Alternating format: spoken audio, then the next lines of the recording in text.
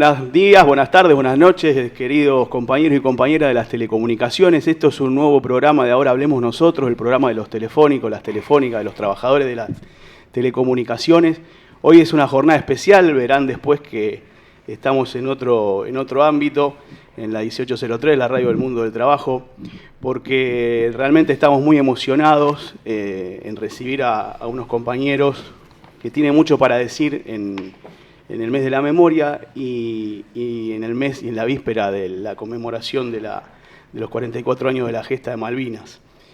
O sea que hoy vamos a trabajar con un programa especial de Malvinas, dedicado al testimonio de los compañeros telefónicos que estuvieron atravesados por esa experiencia histórica y a través de la cual buscamos que nos transfieran toda su vivencia, todas sus experiencias, como habiendo sido veteranos y también trabajadores de las telecomunicaciones, para las generaciones que venimos atrás. Este es un intento y una iniciativa de la Secretaría de Cultura y de Derechos Humanos para también poner en discusión los valores que los compañeros trataron de defender en Malvinas y que sin duda alguna necesitamos que se transmitan.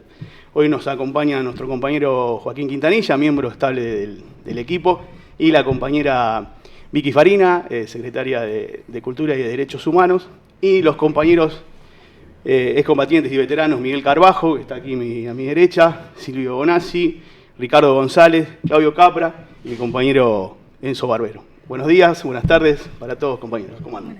Bueno, buenos días, buenas tardes, buenas noches, en el momento en el que nos estén viendo.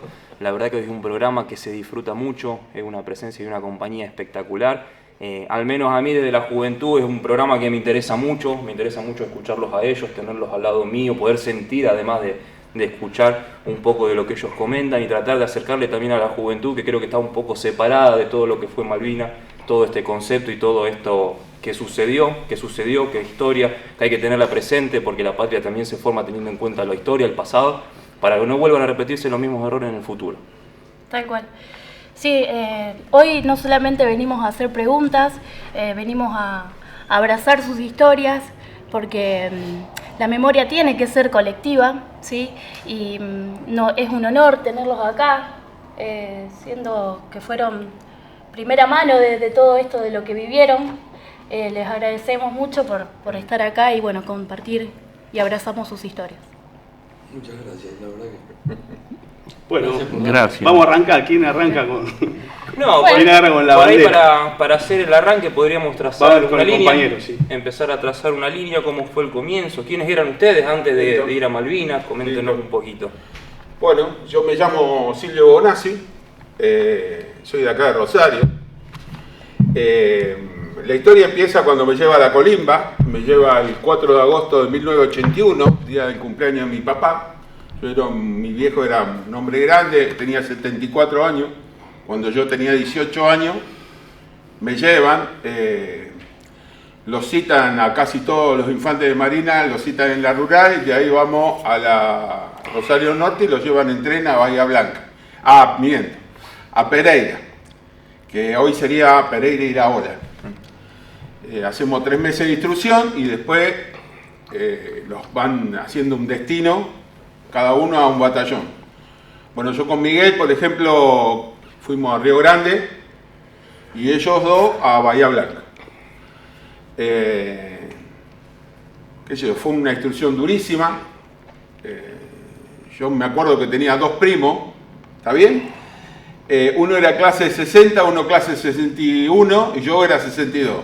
Y ellos me habían contado que la colimba eran 3 meses de instrucción y después no hace nada. Y a nosotros nos habían dado 3 meses de baile acá en Pereira, pero mal. Llegamos a Tierra del Fuego en octubre, y seguían los bailes, y baile. Digo, ¿qué pasa? Le escribí a mi primo, che, qué mentira me hicieron. No, dice Silvio, ya va a terminar, ¿qué va a terminar? Era que estaban preparando para la guerra. Ellos ya sabían que íbamos a entrar en guerra nosotros. Y así fue.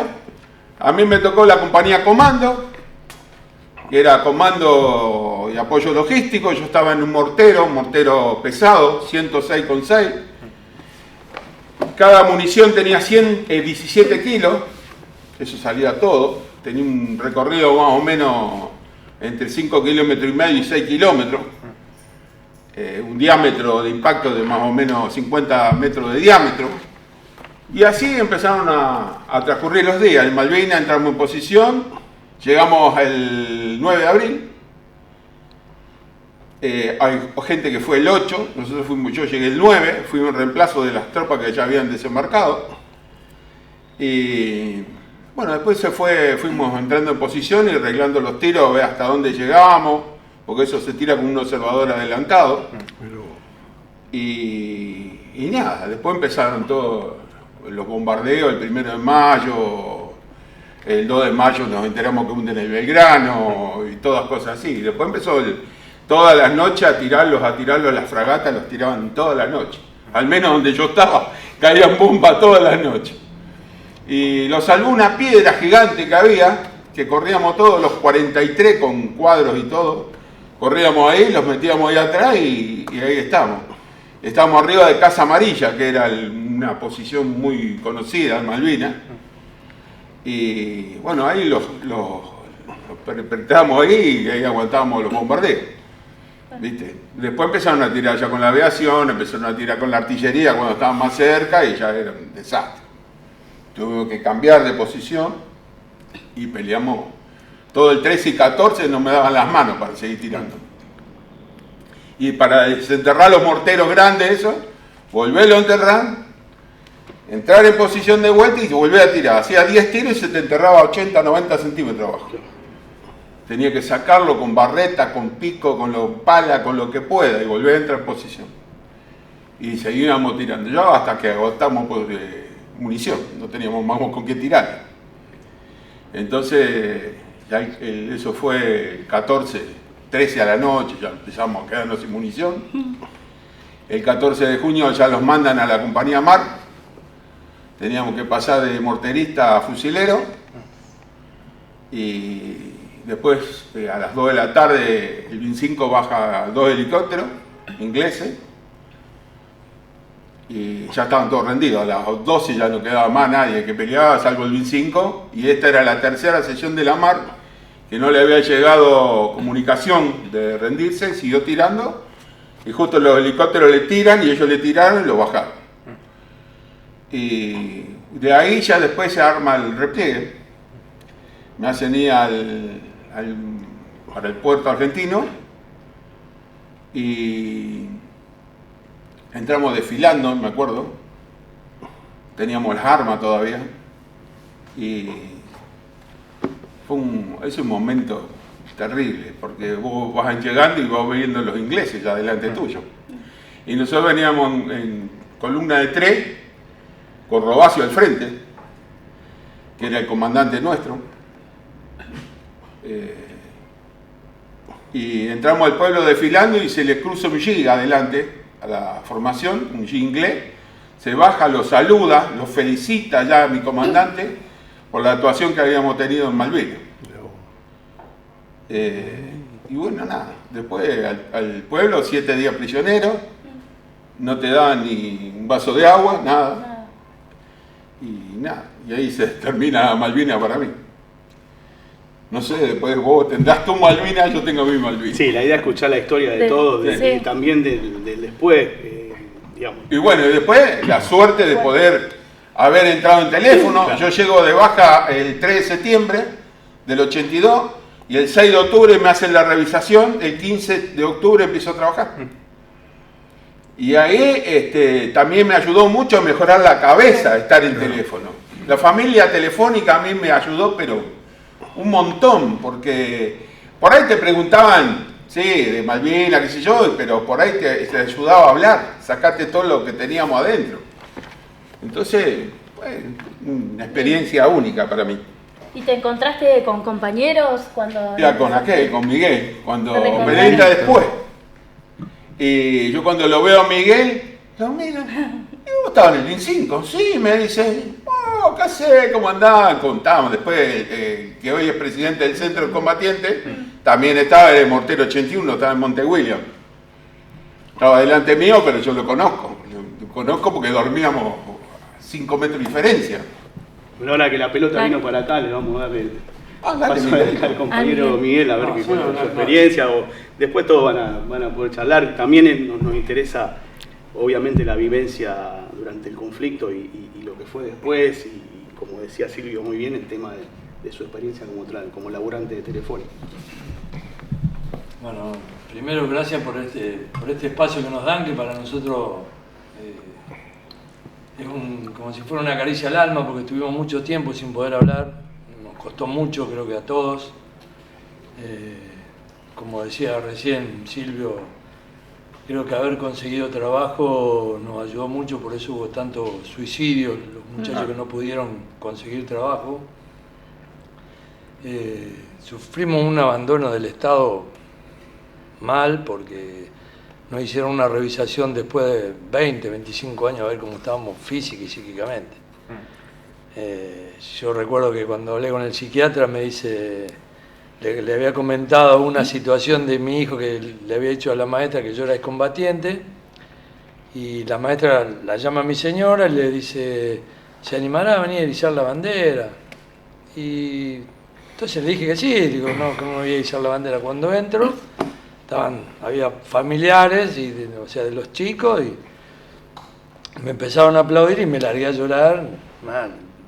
Entonces le contaba eso al psiquiatra y el psiquiatra me decía, pero no podés tener esto adentro, tenés que hablar, uno habla con tus amigos. Le digo, lo que pasa es que cuando alguien me pregunta algo y yo me pongo a hablar, mis amigos me emociono y me cambiaban de tema. Claro. Entonces se pensaban que me hacía mal. Y bueno, un día me largué y empecé a hablar en las escuelas. Al principio me emocionaba mucho, pero bueno, después fui fluido, hablo más fluido, así que... Bueno, yo entré en Entel, que creo que fue una de las salvaciones. Yo entré en el 83, me enteré por un amigo del barrio que me dice, che, se entraron un montón de eso de Malvinas, porque yo no quería trabajar, estaba trabajando con mi cuñado en una soberanía, y se entraron un montón de eso de Malvinas en Entel, dice, bueno. Y fui a ver, mi mamá tenía un primo en Santa Fe Sur, lo fui a ver, dice, bueno, si es combatiente, dice que traiga el certificado.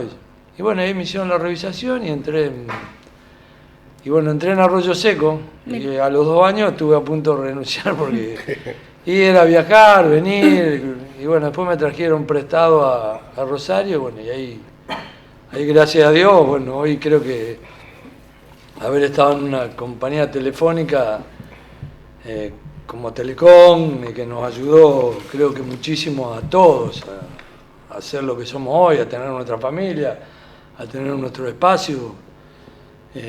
Así que yo eternamente agradecido a haber podido conseguir trabajo.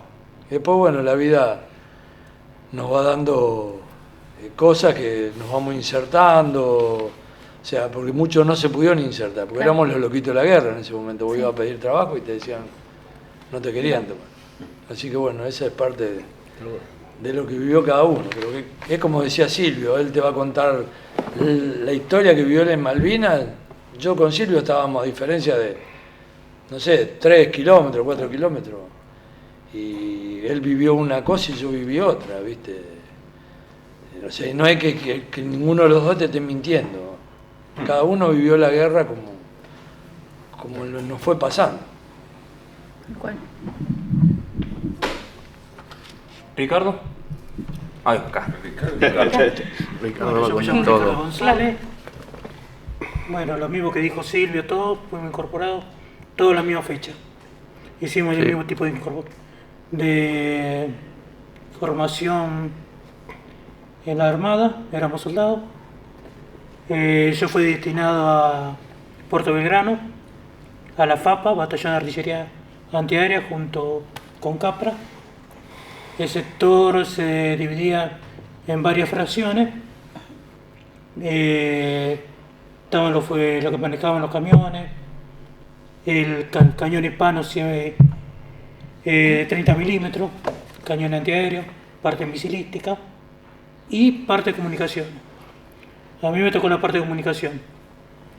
Como tener en ese tiempo un ciclo básico de electricidad y parte de electrónica, a mí me separan. de grupo. Vamos a decir, de los 54 soldados que éramos, a mí me llevan aparte junto con los oficiales. Pero siempre hacían instrucciones con los mismos compañeros. Hasta que un día, un mes y medio antes del conflicto, me separan a mí y a 4 soldados más. Y lo empiezan a dar instrucciones de comunicaciones, de manejar centrales de comunicaciones, de equipos de comunicaciones, todo. Porque era una campaña que se iba a Río Grande. De la campaña terminaron yendo dos muchachos que se fueron de baja. Cuando llegaron al conflicto. Cuando termina el conflicto, éramos 3 que habíamos quedado. De los 3, el otro muchacho, a no tener, si no lo tomaron como no tenía estudio nada, lo mandaron a posición. Desgraciadamente, el 1 de mayo fallece Romero Ricardo.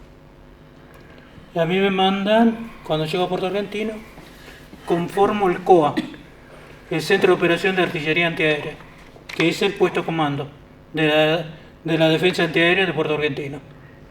Yo era en ese momento uno de los 2 conscriptos que manejaba la central de comunicaciones. Estaba en un lugar reservado, en el lugar donde estaba era una escuela. Transcurso de que estuve en ese lugar, sabía todas las informaciones que pasaban en el conflicto, pero yo afuera no podía pasar ningún tipo de información. Siempre todo bien, se estaba ganando. ¿Me entendés? Era José Gómez tirarle Fuentes. confianza a los soldados. Un día voy a cambiar una batería con un cabo, que era de un equipo de comunicaciones, que detectaban los aviones, la comunicación de los aviones. Y vemos cuando entra un Harry y ataca un buque mercante. Nos quedamos sentados porque era como un cine, como estar en un cine, vos ves todo eso. La imagen es algo impactante, ¿viste? Bueno, y ahí me hizo ver la guerra de otra manera. También me hizo ver la guerra de otra manera cuando vi a mi compañero muerto, cuando lo trajeron. Y los primeros días de junio, como se enfermaban muchos soldados, fui de reemplazo. Me sacaron puesto comando y fui de reemplazo en una posición. Ya era distinto. Yo hacía 6 horas de guardia. Tenía que hacer 12 horas de guardia. Estaba durmiendo en una trinchera que brotaba el agua. Que el frío hacía guardia y el suelo se hacía hielo y uno se patinaba. ¿Viste? Estaba en el día y empezaba a caer la llovizna, que era el granizo ese que te rajaba las caras. Era una vida totalmente distinta a la que yo tuve en el puesto de comando, ¿viste? Y bueno, transcurrió eso hasta el 9 de junio. El 9 de junio nuestra posición empezó a cambiar todo. Se nos filtraban aviones. El bombardeo era tanto como naval y terrestre, tremendo. Ayudamos, una noche hubo un desembarco, que ahí le digo a él, que la parte del 25, le digo, vos hasta el día 10 de junio, vos cambiaste de posición. Tiraron todo porque se produjo un desembarco, que muchos no lo hablan, de Puerto Argentino, porque ellos quisieron tomar antes Puerto Argentino. Y todo suceso, ¿viste? El 11 de junio no había radares, en la posición nuestra ayudamos a derribar el último avión de Puerto Argentina, porque ya habíamos tenido un suceso antes y sabíamos la altura, porque uno cuando está ahí, Capra te va a llegar a guiar que uno por simple vista sabe la altura del avión que viene, porque eran frecuentes. Bueno, después el 11 de junio fue el combate más grande que se veía en los montes.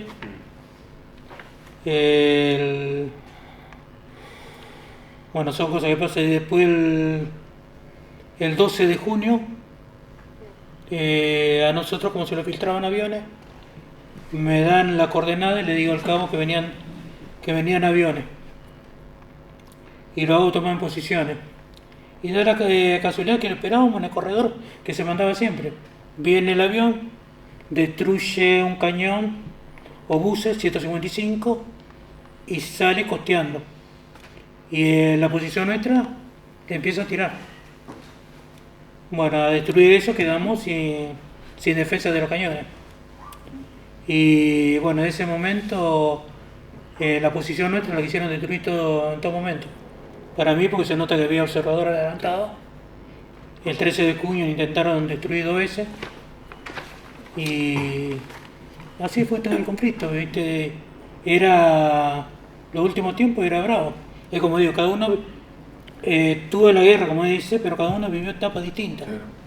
¿Me entendés? Y yo, por ejemplo, ahora después de 43 años, porque el otro año me encontró con el cabo, que vino corriendo cuando casi me mata. Y a la tarde cuando casi lo mata Terao. Y nos pusimos a hablar, me dice, no sé, es increíble que estemos hablando porque nunca supe quién era esa persona. Le digo, lo que pasa es que nunca supiste porque yo fui de reemplazo. Yo no era soldado de ustedes. Yo era un reemplazo que estaba ahí. Y contábamos anécdotas que pasaba. Así que cuando se produce la rendición, el 14 de junio,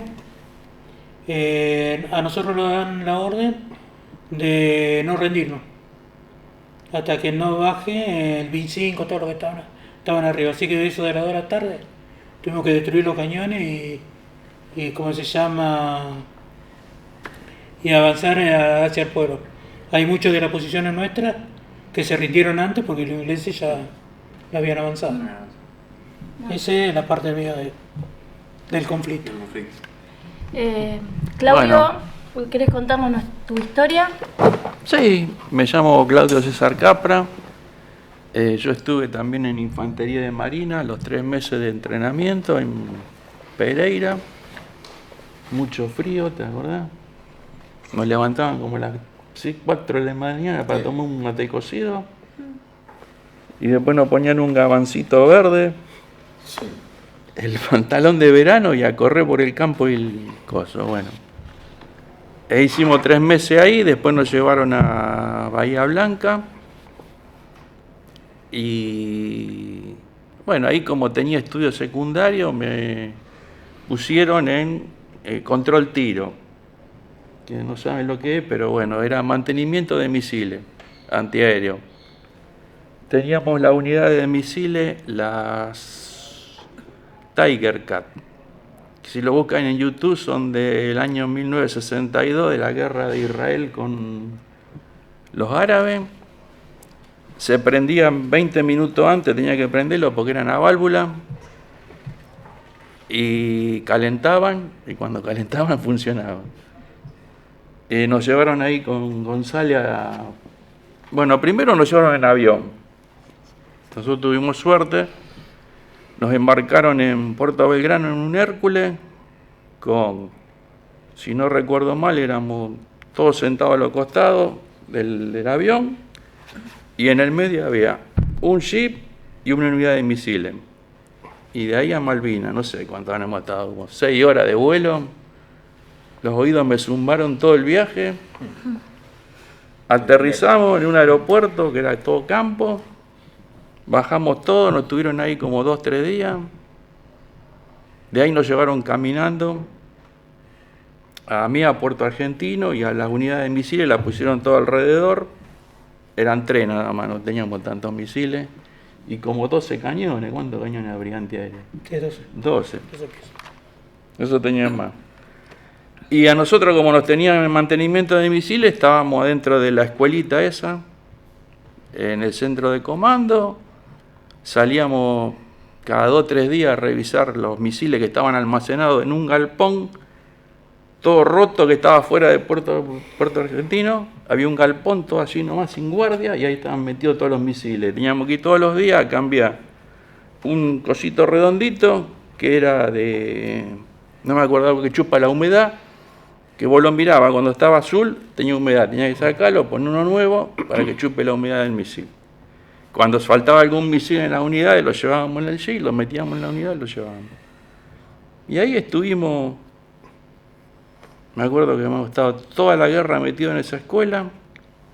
Yo me acuerdo que empezaron a decir que había que cambiar las guardias, como dijo él, y a mí no me tocó, pero igual teníamos que estar. Yo me acuerdo que de noche eran como 4 horas seguro de guardia en el techo de la escuela, o en una ventana al costado, o atrás, porque estábamos en el medio de la ciudad. Y de ahí de noche se veía todo el bombardeo que tiraban todas las noches, las fragatas que pasaban por arriba, y nosotros decíamos, alguna va a caer. Estos boludos se le va a pifiar y la van a meter acá adentro. Y si no, me acuerdo que una noche estábamos haciendo guardia en el techo, y de arriba porque viste que así en bajada, Puerto Argentino, las calles son en bajada, estábamos en una de las últimas calles, y de arriba veíamos que nos tiraban con una ametralladora trasante. A nosotros nos tiraban. Pero nunca nos pegaron. Y bueno, estuvimos ahí, me acuerdo que creo que en toda la guerra nos pudimos bañar una sola vez. Sí. ¿Te acordás que nos llevaron a un galpón en el puerto? Sí. Con agua salada? Que te metiste jabón, no te lo pudiste sacar. En tu vida te sacaste el jabón, porque con el agua salada no sale. Te pica todo. Bueno, y qué sé yo, estuvimos ahí. A mí por suerte no me tocó el recambio, pero me tocaba después de él el recambio, porque íbamos buscando cambio, traían de las posiciones, los metían adentro y nos llevaban a nosotros afuera. Nosotros, justo antes de la rendición, cortaron todo y se cortó todo. Lo que sí me acuerdo era que cuando llegó el día, un día antes de la rendición, habrá sido, empezaron a quemar papeles en esos tachos, tirar todos los papeles adentro y prender fuego todo. Y dijimos, ¿qué pasó que están quemando todo? Destruir los equipos de comunicación. Y yo pregunto, ¿no? El 1 de mayo sale un misil y le pega a un Harry. El 1 de mayo nosotros estábamos mirando. Yo lo vi como una película, arriba de la cabeza mía. Sí, salió de la unidad, sí, salió como bajando, que parecía que se iba a dar contra el piso y levantó y le pegó. ¿Pero era de usted? Sí, un misil viejo era. Sí, pero lo hizo Bols. Del año del viejo que no sea. Nosotros en una película, porque pasa el avión y atrás se ve, ¿y eso qué? Y salía, nosotros ni sabíamos que teníamos misil. Y sale el misil, sí, sale, teníamos un misil viejo. Lo busca. ¡Blum! ¡Chau, todo bien! Los misiles de ellos eran dirigidos por un personaje. Sí, tenían, eran dirigidos directamente. Eran dirigidos. Vos lo veías y era un espectáculo, porque nunca me olvido. Sale un misil y había una antena. Sí. Y en la antena hace... El movimiento. Y vos decís, ¿cómo puede ser? Y era el tipo que estaba sentado, era un círculo, estaba sentado con el lente y enfocaba el avión. O sea, no tenían dos partes, tenían una unidad lanzamisiles y un apuntador que estaba lejos. Claro. La unidad tenía 3 misiles, tiraba y el tipo que estaba sentado lo iba como guiando. Sí. Cuando el misil está cerca, no es que le pega al avión, el misil revienta 5 o 6 metros antes del avión y toda la esquirla... Es la que claro. Está hecho para eso. Sí. Si falla y le pega, bueno, pero está hecho para que la esquirla lo haga que se caiga. Ahí se sentía por todos lados, ¡viva la patria! ¡Viva la patria! Sí, eso era el 1 de mayo. Estaban todos contentos. Estaban todos contentos. Después, me acuerdo, mi teniente lo juntó a un grupo de 7, 8, con el FAL. Dice, ahora van a pasar más aviones. Cuando vengan, ustedes le apuntan y le tiran. ¿Saben, soldados? Sí, señor, sí, señor. FAL, cargado, en automático, cuando vino el avión. Chao. Hicimos todo así. Ni lo vi. Una bala. Y lo mirábamos al teniente y decíamos, ¿cómo le vamos a tirar? Loco, pasó y era así, son cosas así. Había cosas que eran cómicas. Había otras que no, un herido, un muerto, qué sé yo. Pero había cosas, qué sé yo. Yo tengo como 20, como estaba lleno de cañones por todos lados alrededor. Y yo donde estaba en una elevación. Yo veía todo. Claro. Donde estaba veía todo. Cuando bombardearon el aeropuerto, claro. Cuando Harry estaban peleando, todo, y se veía todo, era algo increíble. Y lo habían agarrado a nosotros como un corredor. Y yo al avión, vamos a decir, los pilotos, tuve la oportunidad de verlo a 20 metros. Te digo más, un día veo que el aviador mueve la cabeza, pero no para ver a mí, para ver la posición. ¿viste? Y vos decís, ¿cómo ver semejante aviones pasando por ahí? El primero pasa moviéndose, saludando, haciendo como el avión, las alas. para que vea que es avión propio, Claro. en el simulador. Y lo otro no, vos lo veías y decís, no. Y por eso cuando atacan el cañón 155, esperábamos eso, que entre por ese corredor, y hizo distinto. ¿Viste? Algo, verlo es algo, en este momento lo contaba. Claro. En ese momento uno medio quedó mudo. Sí. Yo supe realmente lo que había vivido en el 2010, 2011, cuando hicimos el examen médico. Que ahí me abrieron ¿cómo se llama? Los psiquiatras la cabeza. Y supe realmente lo que había vivido. Porque para mí era algo normal de la vida. Y me pasaba como él, iba a una escuela y me ponía a llorar. Porque no sabía, no podíamos sacar la emoción. Y sí, fueron muchos años. Ajá. En silencio.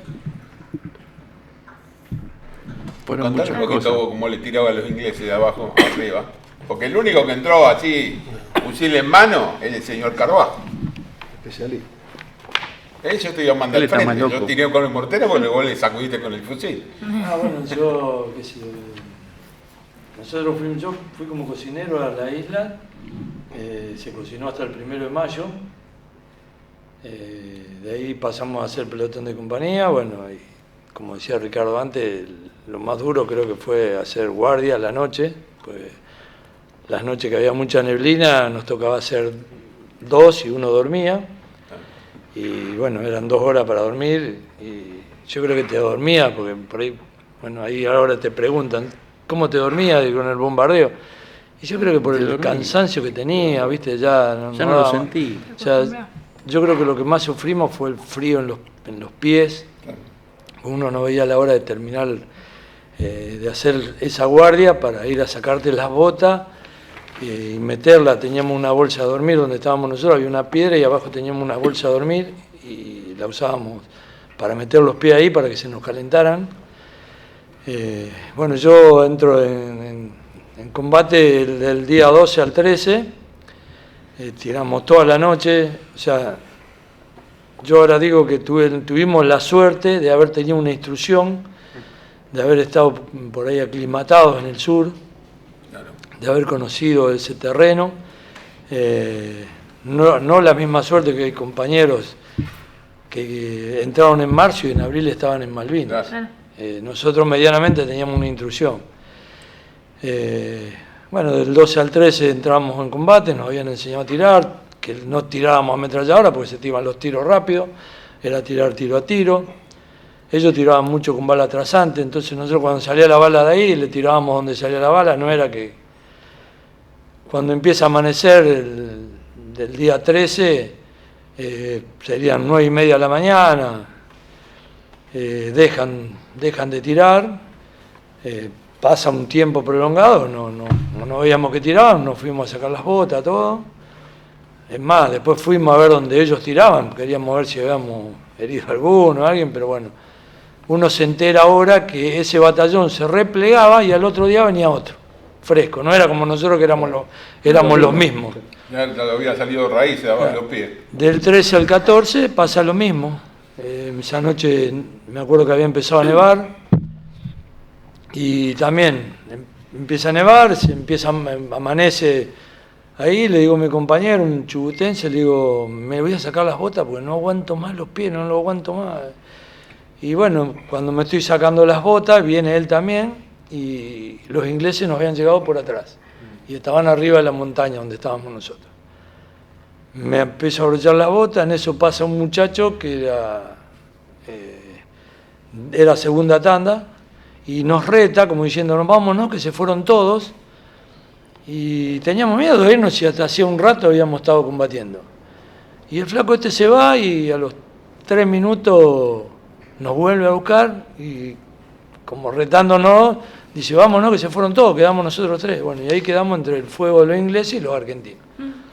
A este muchacho yo ahí me reúno, con el batallón, no entré con Silvio, pero entramos después, la gente de aviación nos dio ropa, nos preguntó si éramos de infantería, yo creo que esa también Fue una de las cosas que Marina y Aviación estaban como peleadas con Ejército, porque había una diferencia, porque nos preguntaron si éramos de Infantería de Marina, nos vistieron. Recuerdo que bueno, me saqué la ropa y me puse unos zapatos 43 que nos dieron, pero estaban secos. Y recuerdo eso que dijo Claudio, a mí me tocó un día ir a bañarme por bocón, porque la verdad que, ¿te acordás que te decían por la matrícula? Entonces digo, ¿por qué se va a bañar él? Y la matrícula era mía mejor, y cuando estoy volviendo, estoy llegando a la posición de Silvio y empieza un bombardeo. Me tiro a una zanja que habían hecho ellos, de ahí me voy a bañar. Cuando me voy a bañar también, agua caliente, digo, y no me hacía espuma. ¿Qué? Agua salada. O sea, más sucio volví, pero bueno. Lo único de bueno que dormí esa noche calentito. Lo hicieron dormir en un galpón calentito. Bueno, después regresé a mi posición. Bueno, y la anécdota que tengo con este muchacho, se llama Pedro, lo encuentro un año en Carlos Paz, habíamos ido a jugar unas Olimpiadas de veteranos, y yo me estoy atando los botines para jugar, y estaba el Chino Chamorro, que es el presidente, y le dice, él también es el 5. Este muchacho se da vuelta y me dice, ¿qué haces, loco? ¿Sabes los años que te busqué? ¿No tenés redes sociales? Le digo, no tengo nada. Le digo, yo no. Dice, no, yo soy Pedro. Y sí, no sé, la verdad que no me acordaba quién era. Y me cuenta la situación. Bueno, ahí me encuentro con un grupo de correntinos, uno de ellos era mi ahijado, que me pidió de ahijado. Así que hace 2 años se jugaron las Olimpiadas acá y le dije que viniera a cenar a casa. Le digo, Pedro, quiero que vos le contés la historia a mi familia, porque no es lo mismo que la cuente yo a que se la conté vos. No, fue una noche, la verdad que fue buenísima, porque mis hijos no lo podían creer, la charla que habíamos tenido. ¿Viste? Bueno, para eso un poco es lo que estamos haciendo hoy, que es ponerle rostro, cara, vivencia a lo que es Malvinas. Y bueno, nos queda el compañero Enzo Barbero. Después me gustaría, todos han contado su actuación en la guerra y graficado el heroísmo y la valentía de defender la patria en ese momento tan complicado. Estaría bueno después que charlemos del después, de cómo se construyó toda esta carrera de combatiente y todo lo que la tuvieron que pelear por un reconocimiento, ¿no? Enzo, tu vivencia. Bueno, para mí es un honor estar con todos ustedes. Yo no me llaman, yo entro solo a la guerra, porque yo en el 77 entro en TEL, en la parte del Mundial 78, y aprendo una especialidad, que es la parte de radioenlace de microondas. Y bueno, esta situación de conocimiento, después en el 80, cuando surge el conflicto de Malvinas, yo pertenecía a los grupos que eran grupos móviles de radioenlace, que es lo que reemplazaron a las redes troncales de comunicaciones. Entonces necesitaban, en este conflicto, estaba saturado toda la parte de trabajo de lo que correspondía a lo que era Río Gallegos, Puerto San Julián, Puerto Deseado, que llevaba las comunicaciones a Comodoro de Rivadavia. En ese tema de las comunicaciones hacen que había necesidades de Entel de convocar a gente para cubrir guardias y necesidades en ese conflicto.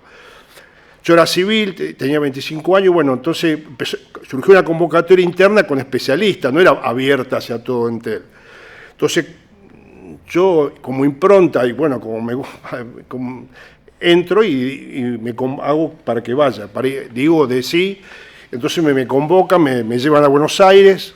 Eso yo tuve hasta el final de la guerra, y a mí me han convocado a los 6, 7, 8 días que comenzó el conflicto. Me trasladan en avión, me ponen en Buenos Aires, me dan toda la ropa del ejército con los plumas de ganso, los bozarguí. Era un soldado. Y así tomo un avión comercial, me llevan a Río Gallegos. En Río Gallegos también había una situación de conflicto, que estaba la guerra. Empiezo a contactarme con gente que hablaba el mismo idioma que nosotros, de la parte de microondas, donde surgió la necesidad también de colocar un radio en Malvinas, un vínculo de Malvinas, donde en una mesa medio como que vos estabas involucrado y te metías donde corría o estaba la necesidad. Y no se dio ese caso porque fue otra gente.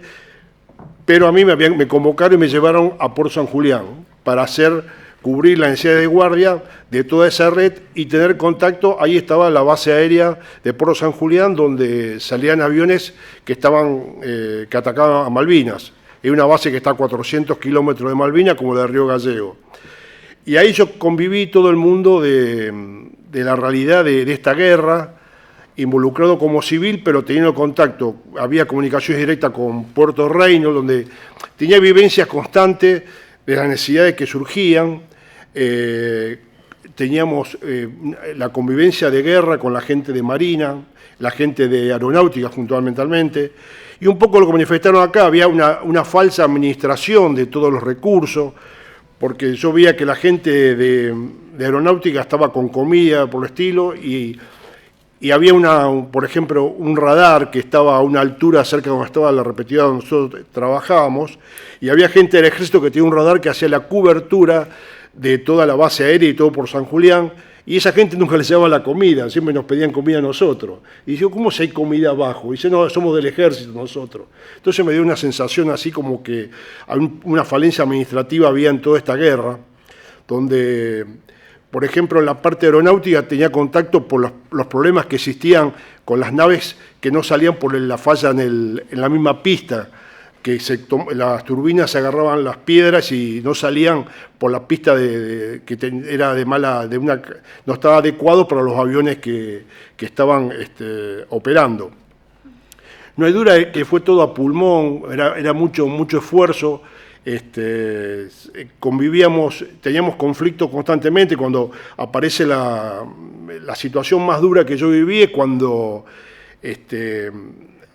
estaba el conflicto y también podían invadir el territorio, y había situaciones de invasión, de guerra, de que venían los comandos a atacar, podían atacar hasta el aeropuerto, y era una zona endeble en el punto de vista de la seguridad. Y a mí me dio mucha formación toda esta guerra, me sirvió para mi vida para formarme en el punto de vista social y ver las características con respecto a la información, lo que pasaba realmente, lo que los gobiernos transmitían, y la misma gente también, porque en ese momento, ¿te acuerdas? Estaba el Mundial, y la gente estaba en la guerra, estaban perdiendo, y la gente estaba mirando el Mundial como algo de España, y como digo, ¿qué importancia tiene? Y está muriendo gente acá. Entonces me dio una sensación así como, que hoy sí de empatía con respecto a la guerra, los efectos, cómo algunos manejan y lo que pasaba realmente. Entonces, bueno, eso me dio formación para un poco lo que pasa cotidianamente. Pero estuve en el conflicto malvino, me dio mucha formación a mí personalmente en ese aspecto. Cuando retorno también tuve una sensación, porque cuando volvíamos de la guerra me encuentro en una situación determinada, porque no puedo salir el avión de Puerto Gallegos, y convivo con todos los soldados que habían quedado en la zona de Ushuaia, la influencia chilena, por qué se habían quedado. Tenía mucha bronca ellos porque no habían ido que eran soldados especialistas de prefectura, y habían, cómo habíamos perdido esta guerra, y ellos lo que se consideraban los especialistas para esa guerra que tuvimos ahí en ese conflicto, en la zona de Malvinas. Y eso me dio toda una formación, y después lo fui leyendo y escuchándolo a usted y todo este tipo de cosas, me dio una formación, porque me gustaría que el que hace la guerra que vaya al frente de batalla, ¿viste?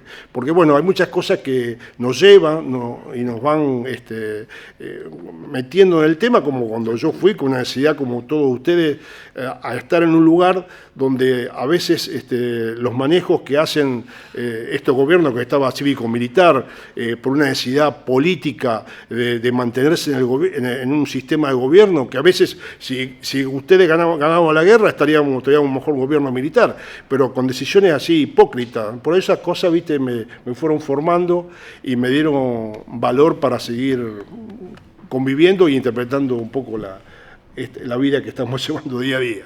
Pero bueno, gracias a todos por estar con todos ustedes, de vuelta.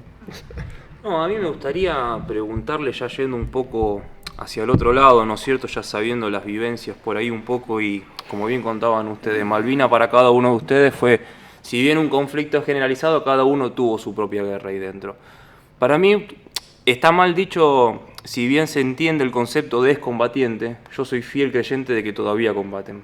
Porque después de la guerra estuvo quizás uno de los combates más importantes, que fue el volver al continente.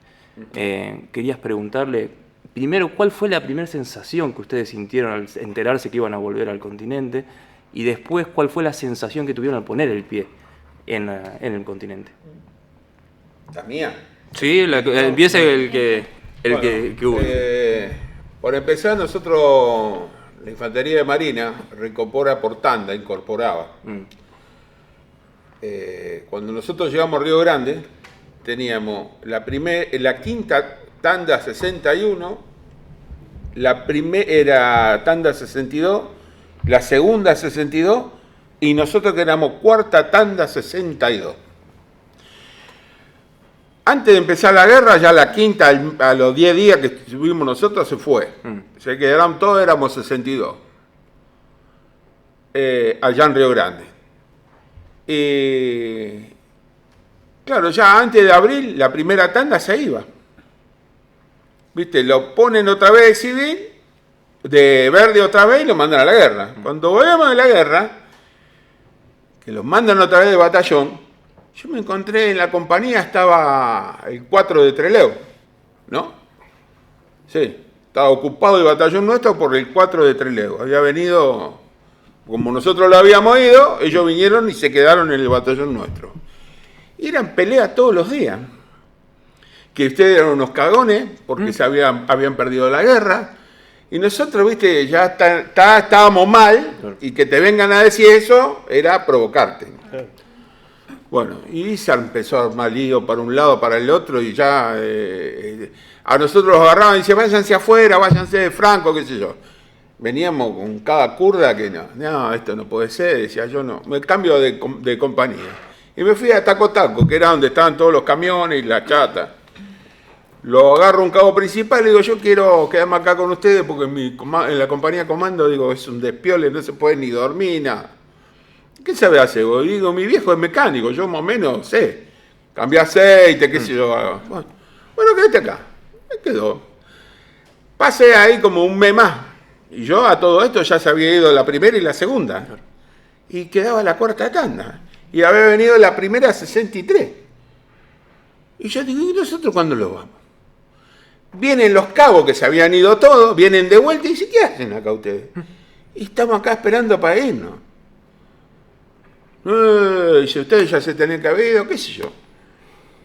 Viene otra compañía más, ya viene la segunda 63. Y nosotros ahí. En un día dice, bueno, a ver, vayan a entregar el equipo. ¿Qué equipo? Si no teníamos equipo, el equipo nuestro había quedado en Malvinas. Teníamos lo puesto. Bueno, lo dan la libreta, todo, lo suben a un camión. A todo esto ni sabía dónde quedaba Santa Fe, el cabo que me mandaba a mí. Llegamos a Rosario. Yo le hago el aguante a un pibe que era de Firmá, Manabela, Juan Carlos Manabela. Los comimos una pizza en la terminal. Todos te miraban así, viste, como bicho raro, porque te veían con un bolso de Tierra del Fuego que tenía un pingüino grandote así. Todo pelo así nomás, todo sucio, la ropa era de civil, viste, y te miraban. Algunos te preguntaban, otros te preguntaban nada. No teníamos un mango. Yo ese día había hecho 4.500 kilómetros en todo el día. Había venido en avión, después había ido en tren hasta Retiro y otro tren hasta Rosario. Y el loco se va a firmar. Bueno, se va a las 3 de la mañana, se va, yo me agarro, me cruzo ahí a calle Santa Fe, agarro el colectivo, ¿viste? Le digo, mirá, loco, vengo de la Colimba, no tengo un peso partido. ¿A dónde va? Provincia Unida y Córdoba, le digo. Bueno, me llevó. Me bajo y tenía miedo de golpear mi casa. Yo tenía miedo de golpear esa puerta, ¿viste? Y bueno, tomé coraje y golpeé la puerta. Y se siente mi mamá. ¿Quién es? Yo, el Silvio, le digo. ¡Oh! Mirá. Salieron los dos, pobrecitos, mis viejos eran grandes, los dos. Me abrazaban, me besaban, no me largaban. Y así fue la llegada a mi casa. Y al otro día me levanto a la mañana, salgo a la puerta, ya me agarró un vecino, me agarró el otro vecino, me besaban, tipo que a lo mejor no me daban nunca bola, ellos me besaban, todo. Bueno, digo, me voy al centro. Me vine al centro de Rosario, me senté en la peatonal, me tomé un cortado y miraba a la gente. Y yo digo, ¿cuánto hacía que quería venir acá? ¿Cuánto te extrañé, Rosario?, decía yo. Mis amigos, después me fui de mis primos, no te largaban nada, de todo el mundo. La pregunta del millón que te hacían todo era ¿cuántos tipos había matado? Bueno, esa es la pregunta del millón que se le hicieron a todos los veteranos de guerra. Y bueno, eso te dolía un poco, o después que te traten de chico, de pibito. Fuimos los pibitos a la guerra. ¿Qué pibito? No hay pibito ahí. En una guerra no hay pibito. Un pibe de 12 años atrás de un fusil no es ningún pibito, ojo. Y bueno, y después tuve la suerte yo volví al taller de metalúrgico. Yo era metalúrgico. Me voy a comer una noche a la casa de mi primo.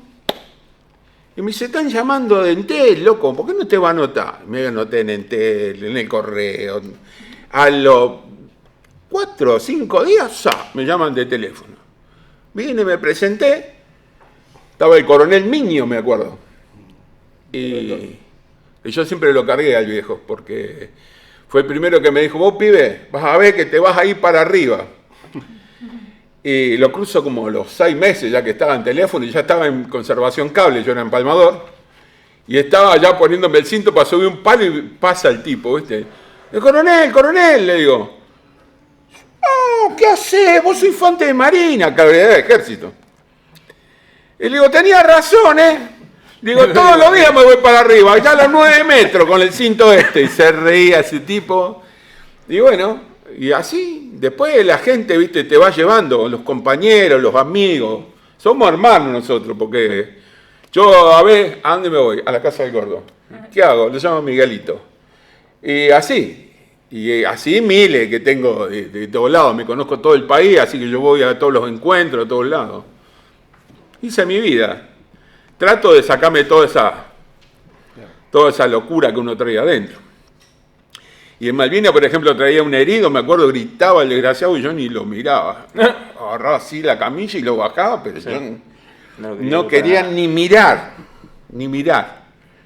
¿Viste? No sé, a otro, como el caso de él, que le tocó beber muerto, yo miraba para arriba, para abajo, no me quería meter en eso, no sé. Si hice mal o hice bien, hasta ahora vengo zafando. Sí. Y bueno, no sé, don González, le toca a usted. ¿Qué hizo en su vida? A la vuelta, ¿qué pasó al volver? ¿Qué encontraste, Ricardo?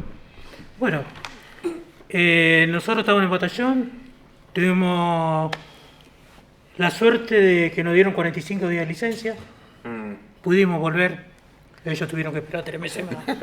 Y no volvimos nunca. Bueno, antes de regresar lo hicieron firmar papeles, hacer una declaración, que no podíamos contar nada de lo que había pasado, se mantenía todo en secreto, eso a todos los soldados, hasta acá, pero lo he hecho eso. Bueno, yo llego de noche a Rosario Norte, iba con él, sin un mango, pero venía vestido con el uniforme. Me subo al colectivo y le digo, ¿me podés llevar? Sí, igualmente no me cobraban pasaje. Llego de noche, nunca me olvido, la puerta de mi casa era una puerta de madera y tenía una ventanita. ¿Viste? Golpeo. Y mi viejo sale y me pregunta quién es. A mí me dicen Capo. Digo, yo viejo Capo.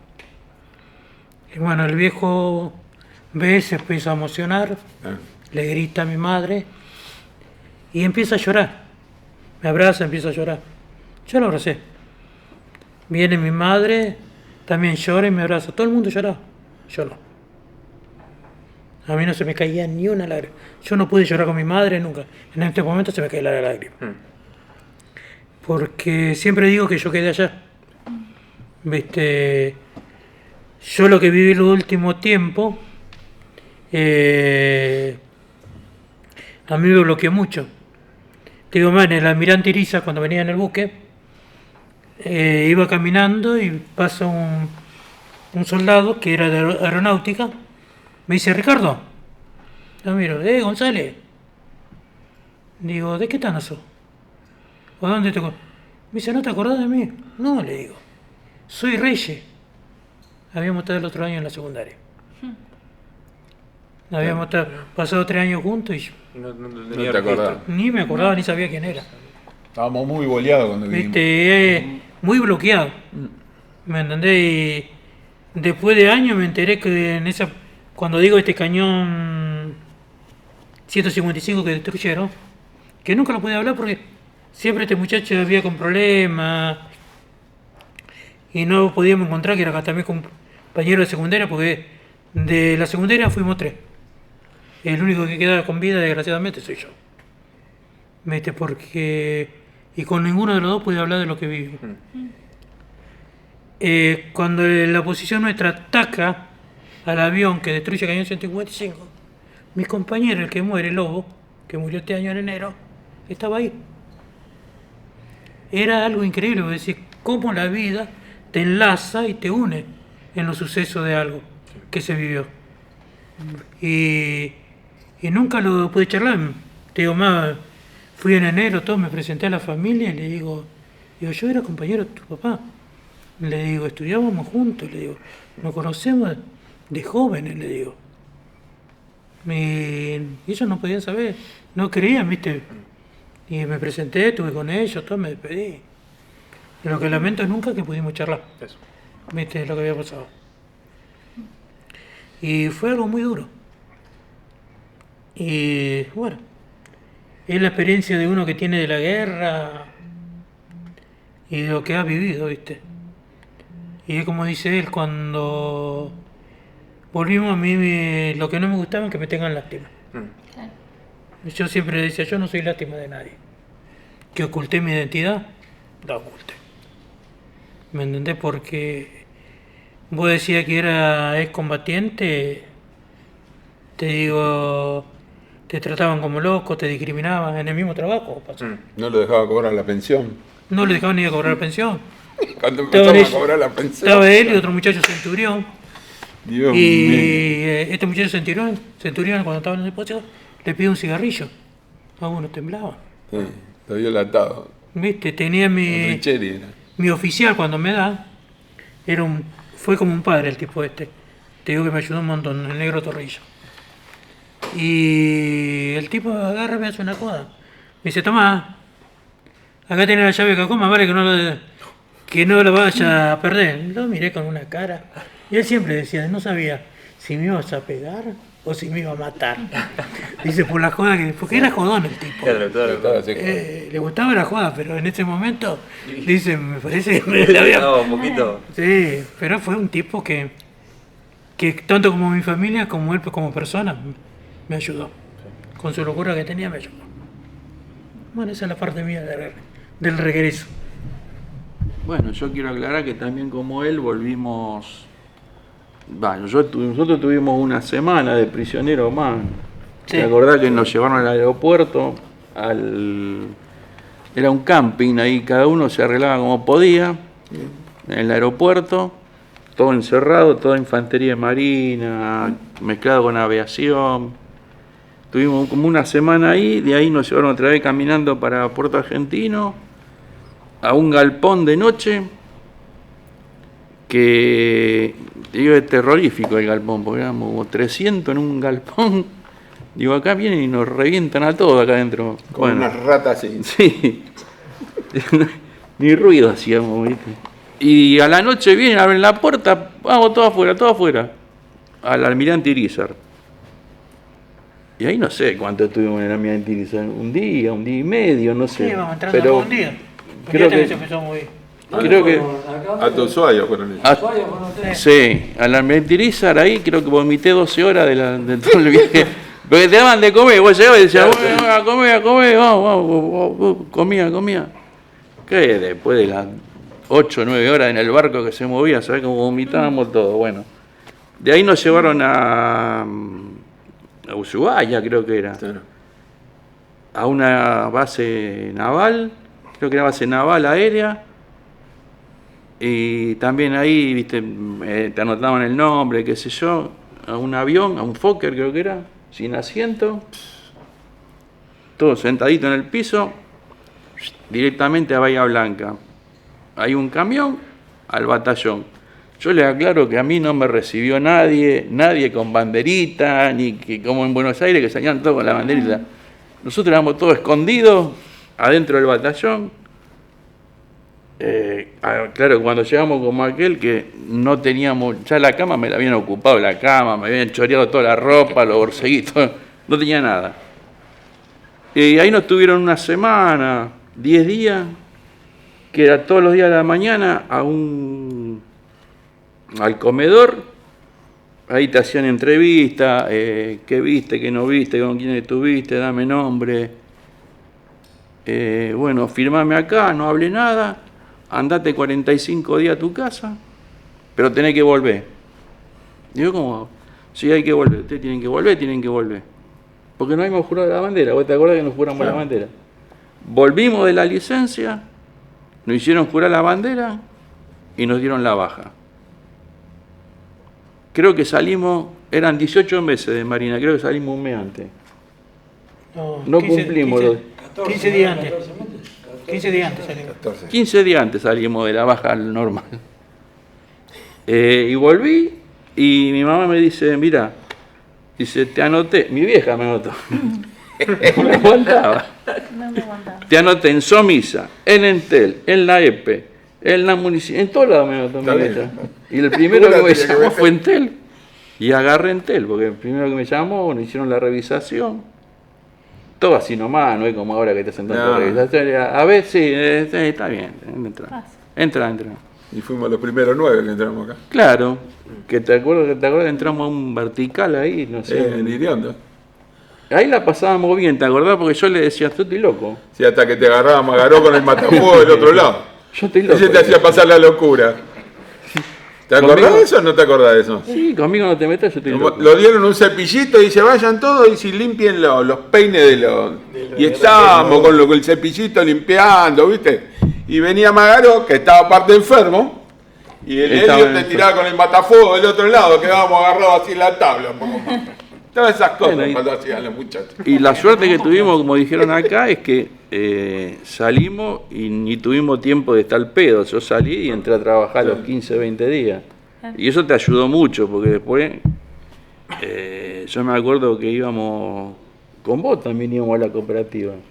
Claro. Que empezamos con la cooperativa esa, que después se fundió, qué sé yo. Y teníamos que ir todas las noches, bueno, era mucho lío. Y no fuimos más. ¿Y no? Porque había rivalidad entre el centro, la cooperativa, qué sé yo, que se llevaban. Sí, pero lo primero tiempo era como que en vez de sacar las cosas, era te la embardurnaba mal la cabeza. Porque era hablar de Malvinas, y te volvías loco. Entonces, yo digo, con esto tarado no vengo más. Y no fui más. Claro, no era así, qué sé yo. Eran épocas, ¿viste? Antes ya en los gobiernos anteriores no te daban bola a nada. Cuando llegamos no te daban bola de nadie. Te dieron el trabajo y el que no consiguió trabajo fue. Andaba pidiendo en los colectivos porque no había, como ahora que tenés pensión, tenés una cierta ayuda. No tenía PAMI, no tenía una mierda. Si te enfermabas te acababas muriendo cuando recién llegaste. Nosotros agarramos laburo acá, teníamos obra social, hicimos una familia, hicimos gente amiga. Y estuvimos. Zafamos, tan locos no estamos. Yo no estoy tan loco como ustedes, porque ustedes fueron hace como 20 años a la revisación esa. Yo fui hace 2 años. ¿Y qué te dijeron? ¿Eh? ¿Qué te dijeron? No sé, no me dijeron nada. ¿No te dijeron nada? Anotaron. Usted no me tiene agarró un capitán. La psicóloga esa me dice, hace el dibujito. dibujito. Chaleco así esperándolo. Dice, meta las manos acá, Claudio. ¿Sabés qué me dijo el capitán? Usted eligió el camino más largo. ¿Cómo le digo? Hay otros que se pegaron un tiro en la cabeza. Usted eligió engordar hasta que se muera. Y bueno. Le digo, vos esperaste, esa me la hicieron en el 2011. vos esperaste todos estos años para decirme esto, pedazo de gordito, le digo. ¿Cómo dijo? Gordito, le digo. ¿Sentiste lo que te dije? Y ya se vinieron oficiales, de todo. Era acá en el anfibio de Santa Fe. Y aparte, si yo soy gordito, le digo, porque me lo pagué yo para ser gordito. Vos no me diste un mango, le digo. Me hizo de una bronca el tipo. Yo lo que quería agregar a lo que dijeron ustedes, que cuando nos llevan al aeropuerto, que vos la otra vez lo contaste, desarmamos la pista de aluminio. ¿Se acuerdan que hicimos un techo comunitario? Sí. Y le tiramos los tambores de nafta. Había los tanques de combustible, era sacar los tanques de combustible, llevar los tambores 200 y hicimos un techo comunitario. La pista de aluminio está en Puerto San Julián también esa pista. Eran como si estuvieran encastradas, serían como esta mesa hasta donde está el termo, más o menos. Eran placas así. Toda esa placa armamos un techo comunitario y ahí dormíamos todos. Sí, pero la primera noche que llegamos, ¿qué pasó? Nevaba. Sí, bueno, pero viste que estaba... Dormimos en la intemperie nevando. Peor la pasó el inglés. Por eso... El inglés que vino en moto. Estábamos todos prisioneros ahí donde dice él. Sí. Y cae un inglés en moto. Y todos lo miramos. ¿Y este? Entró, paró la moto, se bajó. ¿Qué tal, chicos? ¿Cómo andan? Ah, la pelota, este no es inglés. Era español. Un soldado español que peleaba para Inglaterra. ¿Viste? Y el tipo se sentó con nosotros. ¿Y qué están haciendo? ¿Y eso qué? Mate, le decíamos. ¿Mate? Dame. Agarró y le metí una chupada al mate y se quemó. Y nosotros lo mirábamos. No, despacio. Ah, bueno. Dice, ¿viste? Y miraba al tipo así y veía que los otros hacían torta y habían conseguido un membrillo. Le metían membrillo y frita, ¿viste? Lo sacaban los locos. Porque esos días prisioneros sacamos todo lo que había de aviación. Y agarra, y se manda la torta y la mordió con el membrillo. ¡No! Hicimos todo. Hacía, bueno, me voy, dice, porque ustedes me van a terminar matando. Vos sabés que está en una foto ese tipo. Bueno, yo no recuerdo el día que vos volviste. Sí. Pues yo volví el 22 de junio de Malvinas, me llevaron a Puerto Belgrano. Fue el último viaje que hizo. Yo volví en el Bahía Paraíso. Igual que yo. Ah, volví. Por eso de ahí. ¿La bandera qué día? El 9 de... El 27 de junio. No. Bueno, yo sí. A mí me mandaron a jurar la bandera el 9 de julio, que fue casi todo el batallón. Ahí en la playa, que me acuerdo que llamó... El 27 fue, no fue el 9 de julio. Bueno, puede ser, vos tenés más memoria que yo. Sí, el 27, si me pasé 3 días luchando los botones del porquería de Gabanes. Por eso yo no fui a jurar, me fondí ese día, no fui a jurar la bandera. Me parecía. Y me acuerdo que mi familia llamó porque se habían enterado, ¿se acuerdan de Vargas, el Rengo Vargas? Sí. Él era de Empalme, yo no sabía. Y el 9 de julio le dicen a mi familia que estaban juntando plata para una silla de ruedas porque dice, ¿de verdad que a tu hermano le cortaron una pierna? Y lo único que había recibido mi familia era un telegrama que nos habían rescatado sano y salvo, sí. Pero yo no escribí, ni en ese momento no teníamos teléfono. No. Y ahí mi hermana se empezaron a preocupar sin decirle a mi papá porque mi viejo cumplía los años justo el 9 de julio y se lo festejaban en el club. Y llaman, claro, le dicen, no, está jurando la bandera. Bueno, llaman a la tarde, y a la tarde era la final del Mundial 82, jugaba el Mundial de España. Yo estaba en la cantina mirando el partido. Claro, le dicen que no me podían localizar, y se empezaban a preocupar. Y recuerdo que a las 12 de la noche, yo tenía un primo que trabajaba en Agua y Energía, y llama de ahí al batallón. Y viene el cabo de guardia y me dice, Carbajo tiene teléfono. Y me toca a mí, dice, no, dice, che, Carbajo, me toca por ahí a mí. Dice, Carbajo, le digo, no, está más allá. Digo, me viene a buscar para hacer guardia. Cuando pregunta a otra taquilla más allá, dice, che, que Carbajo tiene teléfono. Acá. Y voy, mi primo me decía, hola, Facu, dice, ¿estás bien? Sí, estoy bien. Pero podés caminar, pero vos sos volumen. Digo, si viene corriendo hasta acá, le hace un frío bárbaro. Ah, bueno, pero está bien, Facu, bueno. Y después, me entero, Todo esto cuando volví. Yo volví el 4 de septiembre, ¿era? Yo el 3. Bueno, el 4 de septiembre vuelvo. Más. Volví, yo me iba a quedar trabajando en Río Grande. Nos habían dado un certificado para entrar en YPF a trabajar. Mira. YPF nos daba trabajo. Claro, cuando la cuarta tanda se viste de civil, me agarró una nostalgia que quería venir, quería volver. Bueno, nos vinimos, llegamos a Ezeiza. De Ezeiza me acuerdo que le habíamos traído un televisor a un cabo y se lo teníamos que dejar ahí en calle, era Rivadavia y General Paz. Rivadavia al 10.000 era, me acuerdo. Claro, nos bajamos ahí con un televisor, con los bolsos que decía Silvio, le preguntamos a un taxista cuánto nos cobraba y nos había dado, no me acuerdo si el cabo este nos había dado 2.500 pesos y el taxi nos querían cobrar como 5.000, no, ¿qué vamos a pagar? Bueno, hasta que enganchamos uno que paró, que estaba fuera de la parada y le dijimos, mirá, venimos al servicio, no, súbanse. Le dimos los 2.500 pesos y le regalamos cartones de cigarrillos. Claro, traíamos 2 cigarrillos. Claro. Y el tipo nos dejó, y claro, yo no sabía dónde era la calle, no nos quería dejar. Digo, no, déjenos acá. Bueno, uno fue caminando, era Bazán, ¿te acuerdas que usted era el negro Bazán, lo conocieron? Sí. Cuando estaba el negro Bazán, Camino era el otro. Sí. Y bueno, uno caminaba para un lado y estábamos en la esquina. Por ahí, bueno, encontramos la casa, dejamos el televisor, nos subió un colectivo, fuimos a Retiro. Y claro, yo tenía pasaje de tren para las 6 de la mañana. Y ellos tenían, para que salía a las 12 de la noche, pero era el Belgrano que te dejaba en calle Mendoza. Claro. Y me acuerdo que subimos ahí, claro, yo no tenía pasaje. El guarda agarra me baja. Me bajó porque yo no tenía pasaje. Entonces cuando arranca el tren, estos me abrieron la ventana y me colé por la ventana y me fui. Bueno, ya una vez arriba del tren, digo, no me bajaba. Y ahí fuimos con el negro Bazán, él se bajó ahí, y yo con Camino fuimos. Y ahí me tomé el colectivo y recuerdo que eran las 6 de la mañana, voy caminando para mi casa, iba un primo mío caminando y yo digo, ese Polo Chueco parece mi primo. Y él dice lo mismo, se da vuelta y dice, este Polo Chueco parece mi primo. Y me espera en la esquina y vamos. Y recuerdo que cuando mi casa tenía un tapialito bajo con una puertita de hierro, cuando vos sacabas el pasador hacía un ruido. Y recuerdo que mi viejo dijo, ahí viene Miguel. Y bien. Bueno, entramos con mi primo y mirá vos, mi mamá era la madrina y no lo conoció. Me abrazaron a mí y se pensaron que era un compañero de la colimba. Después, dice, cuando pasaron, dice, Mingo, no te conocí.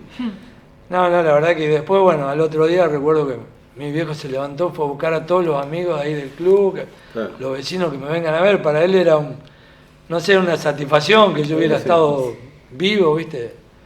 Y bueno, después mi familia no se hablaba de Malvinas, era prohibido hablar de Malvinas. Así que yo creo que por eso, y bueno, yo creo que también salimos caseteados porque cuando llegamos a Río Grande en el avión, nos agarró el comando de infantería antes de que nos bajara del avión, nos dijo que estaba orgulloso de lo que había hecho el batallón 5, pero que de Malvinas no habláramos hasta que ellos nos dijeran. O sea, uno que salió creo que caseteado con eso. Y por eso tampoco hablábamos de Malvinas. Claro. Y la gente lo esperaba cuando bajamos. La gente, sí. Porque son tan vivos que estos que estaban en Bahía Blanca los mandaron a Ushuaia. Y a nosotros que estábamos en Río Grande, los mandaron a Bahía Blanca. 3 días en barco hasta llegar a Bahía Blanca. Llegamos 11 de la noche. Nos venían cortando el pelo arriba del buque. Sí, 11 de la noche llegamos. Váyanse para allá y acuéstense a dormir y chao. Un hambre. Y empezaron a caer los colimbas que estaban. Che, loco, ¿tienen hambre ustedes? Sí, vengan. 1000 pollos al horno había. 1000 pollos al horno. Eso iba toda la basura, porque nosotros habíamos llegado tarde. Vinimos a las 11 de la noche, eso estaba para las 7 de la tarde, 7:30, en el comedor ese, que estos tenían un comedor que vos mirabas así, parecía una cancha de fútbol, un comedor ese. No terminaba más de grande que era ese comedor. Así que vos elegías, agarrabas de la pila de pollo, agarrabas un pollo y te lo comías, mientras le contábamos dónde habíamos estado, todo. Al otro día un sándwich de jamón y queso, un sándwich de membrillo Y a comandante Espora y chao, a otra vez hasta Río Grande. Yo digo, acá de Bahía me voy a mi casa. Ojalá te iba a venir a tu casa. Sí, todo, hasta el 3 de septiembre seguimos. Incluso pibes que hicieron la colimba con nosotros, que estuvieron en Malvinas con nosotros, y yo le digo, yo estuve hasta el 3 de septiembre. Me dice que va a estar hasta el 3 de septiembre. Si nosotros nos fuimos al toque, sí, ustedes se fueron al toque. La cuarta tanda quedó hasta que las velas ardan. ¿Sabés que recuerdo que fue la mamá de Calitri al batallón? Y justo se había encontrado con mi hermana que vivían cerca. Sí. No sé cómo se conocieron. Y la mamá de Calitri viajó a Río Grande. Y me acuerdo que nos llaman. Y lo primero que nos dice, nos reúne, ¿viste? En un salón que le habían dado. A lo que éramos norteños. Y dice, a ver, pongan la mano así. Y nos cagó a pedo. Dice, pongan la mano así. Están sanas las manos. Y si ustedes no saben escribir una carta, no saben que su familia lo está esperando. Y nosotros, la verdad que no tuvimos nada, pero habíamos caseteado con eso. No había teléfono, nada. Bueno, mi familia ni noticia tenía. Sí. Y hoy, tantos años después, ¿qué significa Malvinas para ustedes? Todo. Y yo creo que cada uno... Todo. Yo creo que, como decía Ricardo... Hasta el laburo conseguimos después de Malvinas. Todo Malvinas. A nosotros nos cambió la vida Malvinas. Un antes y un después. O sea, como dice Ricardo, viste que él dice, él quedó allá. Silvio lo vio de otra forma. Yo creo que también para las familias nuestras no debe haber sido fácil vivir con un excombatiente. Olvidate. Un loco de la guerra. Yo creo que hoy yo creo que cambié un 90%, pero apenas habíamos venido era cruzarse en la calle, discutir con uno, gritarse. Y hoy creo que estoy mucho mejor. O sea, ir con los chicos en el auto, discutir con alguien... para ellos a lo mejor no fue fácil. Hoy yo creo que cambié, ya como decía, un 90%, tengo más empatía hacia el otro. Las mujeres nuestras, gracias a Dios nosotros nunca los separamos. Exactamente, mira, viste, catra de cámara y ahí. Lo han aguantado, hay que aguantar un poquito. Yo te digo que hay que aguantarlo y ya las 4 los aguantaron. Una barbaridad. 40 años, nos conocimos en el TEL. Claro. Bueno, Claudia no piensa lo mismo porque me decía... Está así gracias a mí. Sí, sin plata. Como siempre. Lo bueno que se animó a hablar porque le decían que no iba a hablar. Sí. No, siempre fue callado. Yo siempre dije que iba a hablar. Él es así. Él hace bien, él es así. Compañero, una cosita que yo escuchando atentamente, la verdad que es impresionante estar con ustedes, la vivencia. Todos dijeron, nos dijeron que no había que decir nada, no hablar de Malvinas. Y bueno, yo los he visto un montón de veces como compañeros, excombatientes. A vos te vi, Miguel, en la cancha el otro día. Y ahora se habla mucho de Malvinas.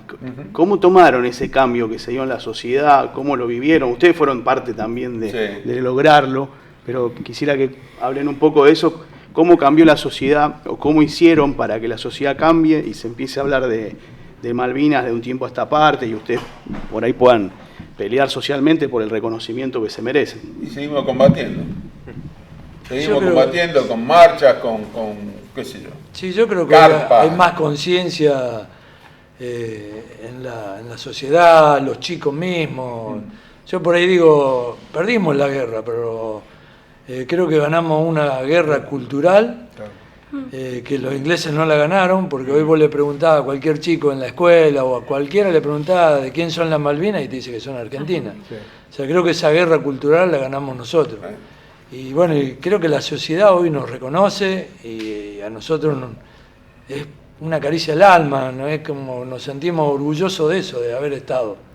O sea, no fuimos los mejores, fuimos los que nos tocó ir a Malvinas. Por eso uno hoy está agradecido a la sociedad por el reconocimiento que tenemos. El espacio que nos dan ustedes para nosotros es poder sacar eso. Claudio es una persona que por ahí estuvo muchos años también sin poder hablar y bueno, creo que le hace bien también el poder sacar eso que tenemos adentro. A mí me gustaría preguntarles Tengo entendido que pudieron volver a Malvinas después. En el 2016. 2016 no pudieron... Todo. Bien. Miguel y yo volvimos. ¿Cómo fue esa vuelta? ¿Cómo fue encontrarse con esa Malvina que ustedes tenían una visión distinta? Como lo putean los ingleses. Eso. Es falso, el inglés es falso. Para mí es una persona falsa. Vos vas caminando en la calle y el tipo te dice, hi, ¿viste? Y vos decís, hi, pero yo no hablo, le decís. No importa, yo hablo. ¿Y por qué no me hablaste en español? Era para ver si yo lo puteaba o algo. Claro. ¿Viste? En el supermercado. Decí que fue un loco que se avivó y llevó en el celular un traductor. Vos lo veías al tipo, y lo veía, y era chileno, y el tipo decía que él no hablaba en castellano. ¿Cómo que no habla en castellano? ¿Vos sos chileno? No, ¿qué no? Tomátela, no. Le decíamos. Para conseguir un enchufe, porque encima tienen todo al revés, el inglés, sí. La puerta la abre para afuera, el enchufe tiene la tierra arriba, todo cambia. Todo al revés. Para conseguir un enchufe, dimos vuelta al supermercado y no lo conseguimos. Un adaptador, ¿no? El día que lo vinimos, que fuimos a comprar chocolate, ¿te acordás que compraste chocolate, vos todo? Dice, Rosita, ven, Rosita, ven. Muchacho. Hola, chicos, ¿qué tal? ¿Cómo va? ¿Dónde estaba Rosita el otro día? No, dice, lo que pasa es que la señora me tiene allá atrás, dice. Compramos todo lo que quisimos. Claro, si Rosita era chilena, que hablaba más bien. Pero, mirá, son malos. Espinosa no se lo llevó por dentro de una esquina. El muchacho el bigotudo que murió hace poco. Dobla una esquina y este era un tipo distraído. Estaba, no sé si sacando fotos, que Cristo hacía con el celular. Dobla una esquina y choca un inglés. ¡Ay, para qué! Parecía que ahí iba a sacar la bayoneta. Y todos lo miramos. Diciendo, ¿qué te pasa, loco? Que voy. Tomate el aire. La Yona, la Milica, ¿te acordás? Bueno, esa... esa cuando la agarramos los besos al marido, ¿te acordás? Nosotros somos bravos. Nosotros cuando llegamos ese día, porque viste que vos llegás un sábado y te volvés el otro sábado. Sí. Ese sábado llegamos y nos agarra después de cenar, nos agarra una mujer, esta policía, que hablaba en castellano, pero, viste, entonces nos dijo todo lo que podíamos hacer y lo que no podíamos hacer. No podía andar con ropa, camuflada, ni ropa argentina, ni bandera. Pero después vos te podías desenvolver. A los boliches no. A los boliches no, te decía. Y bueno, un grupo fue al hotel y nosotros fuimos a una casa. Que estaba por el hotel, o sea... Que tenía el fantasma. Claro. No. Fuimos ahí, la verdad que nos vino bien porque podíamos cocinar. Claro. ¿Viste? Claro. Teníamos un cocinero. Un loco que era cocinero. Bueno, eso también es un agradecimiento a Telecom, a Citratel, al sindicato Foetra también, que fue porque había el loco de Telefónica también. Claro, pues yo fui con Damián, Telecom nos reunía para esta fecha nos hacía un almuerzo, y me acuerdo que fuimos un jueves, y nos dice un compañero de allá, nos dice, ¿se quedan para mañana que hay sorteo para Malvinas? Y no, porque no nos quedamos, porque viste, yo el sábado jugaba al fútbol, digo, y venir el viernes a la noche, llegar acá, viste, digo, no, che, pero hay 30 pasajes. ¿Cómo 30? Sí, 30 pasajes, 10 pone Telecom, 10 el sindicato y 10 Telefónica. ¿Y cuántos quedamos? Y 150 más o menos. Yo digo, cada 5 viaja uno. Entonces me dice Damián, le digo, ¿querés que vengamos? Dice, si querés venimos. Dice. Bueno, nos venimos y dice, vamos a hacer una cosa, vamos a venir, pero yo me voy a ganar el pasaje y te lo voy a regalar uno. Digo, una posibilidad más. Era mi compadre. Bueno, vinimos, él vivía en Funes, le preguntamos si podíamos ir, él nos dijo que viniéramos con la familia, le digo, no, venimos con nuestras señoras. Bueno, lo fui a buscar a Funes, y se sube al auto y le dice a mi señora, yo me voy a ganar el pasaje y se lo voy a regalar a mi amigo. Porque yo me voy a ganar el pasaje. Bueno, dicho y hecho. Llegamos allá, bueno, nos sentamos en una mesa, éramos 6 así que estábamos ahí. Y claro, cuando empieza el tema del sorteo, le digo, hay una escribana, le digo, Damián no me lo va a poder regalar, le digo, porque hay una escribana y gastar nuestros hay 150 que quieren ir. El segundo que sale Damián, se sacaban un nombre. Bueno, empiezan a salir, sale Silvio, empieza a salir otro, sale Ramón, y quedaba Claudio, que era el cocinero allá de Malvinas. Claudio dice, no, yo me pongo contento, y se van nuestros amigos. Bueno, pum, Claudio Gómez.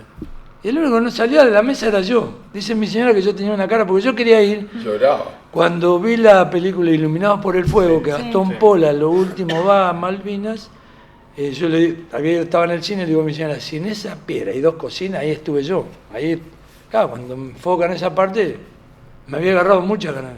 Bueno, quedaba el 15, digo, bueno, acá tengo que salir yo. Sale el 15 y no salgo. Una cara. 2 suplentes. No se levanta, que vamos a sacar 2 suplentes porque el año pasado perdimos un pasaje, porque tenés que tener pasaporte, que por eso muchos veteranos quieren ir por el pasaporte. Porque tener pasaporte. Y el primer suplente que salgo soy yo. Me tiraban para arriba.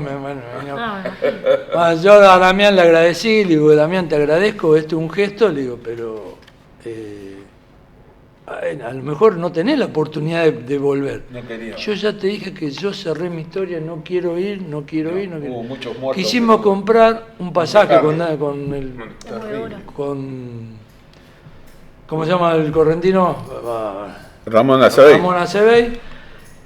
Le quisimos comprar un pasaje, o para él o para mí, y no quiso. Yo ya cerré mi historia, no quiero ir. Él a mí me había dicho que los ingleses en Monte Harry, donde él combatió, él era del Regimiento 4 de Monte Casero, era mi compadre, por eso te cuento. Murió en el 2020 de un cáncer. Y era también empleado telefónico, ¿no? Había entrado uno de los 9 que habíamos entrado. Y él me contaba que era tanta la cantidad de muertos que él juntó, de ingleses, que hicieron una pila como de 30 metros de largo, por 1 metro de alto, de pedazos de tipo, coso, que hecho eso en la cabeza de él. Y los ingleses bajaban con helicóptero y juntaban los pedazos, se los hacían cargar a ellos en helicóptero y se iban al buque. Entonces él quedó tan traumado con eso, que dijo, yo a Malvinas no vuelvo más. Por eso le regalaba el pasaje a aquel. Fíjate que nunca habló, a mí no, sí, yo a le mí pregunté, sí, bueno, con vos, mirá, viví mucho con él. Yo después, bueno, cuando volvimos de ahí, que volvimos a Malvinas, fuimos a empezar a caminar, bueno, él llegó hasta esa casa amarilla que decía, donde tenía la posición de él, y justo era un 10 de abril, el día que había llegado yo, él llegó el 9, yo llegué el 10, y me acuerdo que me dice, Camachi, no te acompaño porque estoy cansado, me quedaba en la montaña, y justo estaba el día, había sol. Y estabas con Acebey. Y le digo, bueno, yo me voy, no se enojen, pero yo quiero llegar a mi posición. Y bueno, me acompañó Ramón, y bueno, la verdad que llegar ahí, encontrar eso, encontrar una frazada. Está el video en YouTube, ¿saben cómo yo era mi amigo? No, viste, y yo el video que lo hago, porque como a la posición íbamos, uno que filmaba y después hice unos videos. A mí no me había acompañado nadie, lo hice yo para mi familia. Claro. Y bueno, por dárselo a Rivarola era otro, que era comunicante, me dice, pasame fotos de Tumbleton, que yo no pude ir. Y se ve que cuando en la cena que nos hace el sindicato en agradecimiento que fuimos, yo le pongo un pendrive y le paso, y pasó el video que yo lo había hecho para mi familia. Claro. Y después, bueno, me entero que lo suben a YouTube. Bueno, no te puede quejar más porque ya Rivarola también partió. Así que... Después de ahí me acuerdo que fuimos, ¿te acordás cuando dijiste Monte Harrier? Nos vinimos caminando para Tumbleton y yo digo, lo que pasaron esos muchachos el río de piedra, de noche, arriba de un río de piedra, que vos decís, si vos supieras lo que es un río de piedra, de día en lo que nos costó pasar, y ellos lo pasaron de noche. De noche. Y encima que los ingleses a los tiros de atrás. Claro, y vos decís, la verdad que... Eso fue bueno, un entonces combate después muy uno por ahí encarnizado. también lo entendía a Ramón, a Damián, pero yo la verdad que nunca me contó esa historia. Mirá que le pregunté y digo, ¿por qué tan duro? ¿Viste? Y mirá vos. Muchas bajas.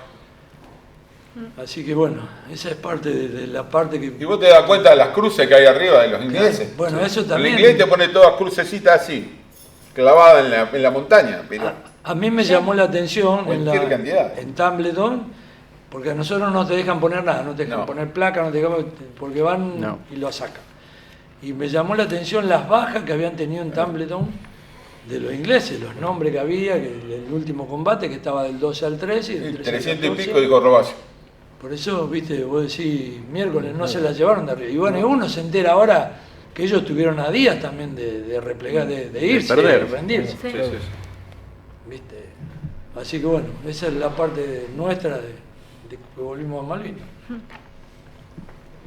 Bueno, yo creo que hemos tenido un programa realmente, yo principalmente estoy muy emocionado por haber compartido estos minutos con ustedes, les agradezco en nombre de la organización y bueno, y felicitar a la compañera Victoria por la iniciativa y bueno, y poder haber podido tener esta charla que es tan importante y nuestra idea es dar un granito de arena para que la causa Malvinas siga firme. Citratel sacó un documento diciendo que el Malvinas es una causa del pueblo, que ya lo era antes del conflicto y lo debe seguir siendo hasta que podamos volver por la vía de la paz y recuperar nuestra soberanía y nuestra integridad territorial. Soberanía creo que es un concepto que tenemos que seguir trabajándolo, charlándolo, especialmente para los jóvenes, dentro de los cuales ya no me incluyo, pero los que vienen atrás tienen que la responsabilidad, entre todos tenemos la responsabilidad de seguir manteniendo en viva esta llama y que la causa Malvinas siga por el tiempo que nos demande poder volver. Acá los compañeros les habían preparado unos presentes, así que les vamos a ir entregando para hacer un poco la memoria, digamos, de lo que fue esta jornada, esta charla, esta emisión especial de Malvinas que realmente nos ha llenado de orgullo y bueno, le vamos a hacer entrega. Vaya pasando para allá. Sí, quedó. Un presente de parte de Citratel. Miguelito. Muchas gracias. Hay que sacarle la bolsita. Uno más. Está bien. Pero quedaste vos. Ah, no. Hay que sacarle la bolsa. Hermoso. Bueno, muchas gracias. Bueno, esto es un presente de nosotros para ustedes, por esta jornada tan linda, esta charla que hemos tenido. Y bueno, una palabra final para todos los compañeros y compañeras de las telecomunicaciones que los están escuchando. Bueno, agradecido, la verdad que agradecido porque, como usted decía, para nosotros el espacio que nos dan ustedes es una caricia en el alma y siempre agradecido al sindicato que nos apoyó y nos ha dado un espacio siempre. Así que eternamente agradecido, muchas gracias a todos los compañeros. Igual, yo siempre eternamente agradecido al sindicato porque siempre, incluso me permitió volver a viajar en el 2016. Si quiere mandarme de vuelta, yo voy, pero nada, muy agradecido. Le debo la vida, me dieron trabajo, me dieron todo. Y bueno, nada.